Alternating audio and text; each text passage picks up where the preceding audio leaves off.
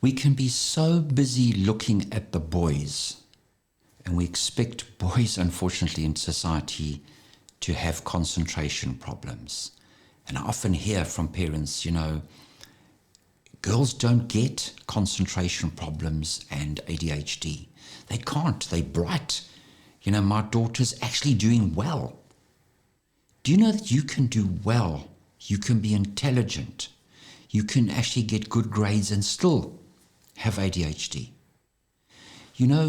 One thing about girls is that they're like wallflowers. They don't cause the kind of behavior problems. They slip through the net, unfortunately. They get missed. And that's what I want to draw your attention to. Don't miss your daughter or your granddaughter or your niece, or from a teacher's point of view, girls in your class with ADHD.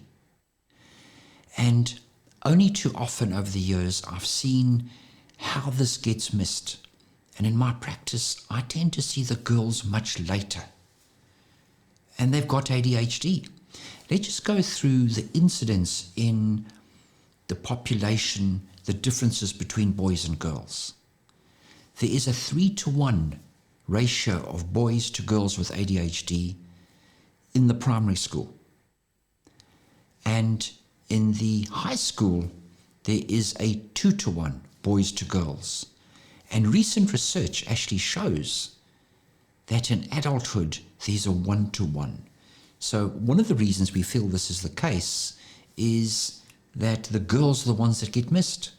They're not the ones that are disruptive, have the behavior problems. They're not rambunctious. They don't have that energy level. Boys tend to be a lot more robust and moving, and I'm afraid that's just testosterone for you. So, those are the things that come to the attention. We have this sort of cliched and kind of, I suppose, this preconceived idea that the boys are the ones with the problems. I know probably that is true, from a dude's point of view. I mean, let's face it, we have to be honest. Probably girls are a step ahead of us. Maybe we've got a few kind of things we're good at, but that's the way it is. So, girls are the ones that tend to be a little bit more compliant. They're the ones that kind of sit there in the class, and they often can look like they're concentrating. And the girls that I ask, when I sit them down and I ask them, do you enjoy school? And some simple questions, do you like it this much, this much, this much, or this much? How much do you like your teacher? They'll say, I like my teacher this much, my friends this much, but I like school that much. And why? These are not necessarily children that have learning problems. And it's also true that girls can have dyslexia, they can have learning problems. Girls tend to be more verbal, maybe a little bit more articulate early on, so these things get masked. And girls that sit in the classroom and daydream. There are girls that often talk about, I'm daydreaming, I'm looking forward to my birthday, I'm thinking about my new hoverboard that I'm going to get, my new Barbie, my new kind of something. They daydream. I've heard kids even talk about they daydream about purple unicorns and healthy cupcakes, and they tend to and they're looking outside the window. It's almost as though they're not there 5 days a week, they're probably there 4 or 3. And if you're missing 30-40% of your school time, with time, you're going to end up with a learning difficulty, and then it presents itself as a scholastic problem later on towards the end of the senior primary. Bright, intelligent children that are in very good schools with good structure, with parents that sort them out, make sure that they've got good structure. If they've got some difficulty, they get the right tuition, they get the right help.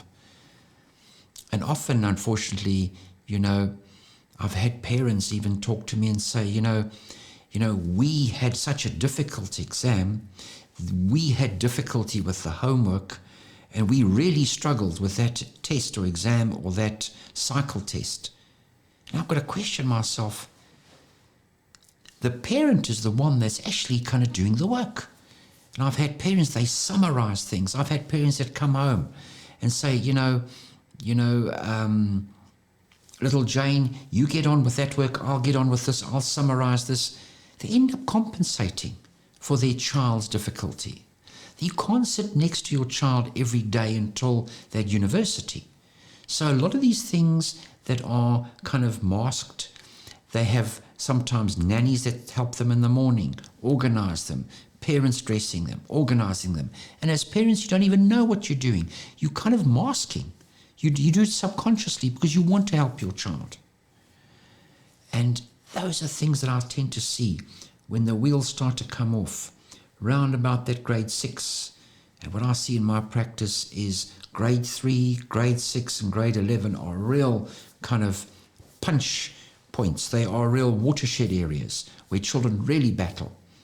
And we often see children that get delayed. And you can imagine the self-esteem and the kind of erosion of those issues. Because these are children that are often bright, intelligent. They hide. No matter how smart you are, eventually you're going to have difficulty. And there are even girls that present at high school and beyond. So make sure, look at things like, is your child enjoying school? Have a real careful look at what you're doing. Is it kind of normal? Is it sort of appropriate? Is it in keeping with what you should do? Is your daughter sort of functioning almost a little bit more immature? That's why you're compensating and doing these things. Are they kind of a little bit more immature than the rest of the girls? Because ADHD is a delay in the development of the frontal cortex with the executive functions. It's an immaturity. It's almost like having a child that's 30% younger, a 10-year-old that's behaving like a 7-year-old. It's like a 7-year-old being put with 10-year-olds in a class. I draw the analogy, it's like a brand new computer. I see there's Windows 11, but, they're running Windows 7. They haven't had those updates. They're not kind of keeping up. So you're having to compensate. And of course, the teacher doesn't always see these things because of the behavior problems. And maybe they're just doing an average type of work when they're underperforming relative to what they are capable of. You can actually do average. They can actually achieve in an average way and still have ADHD.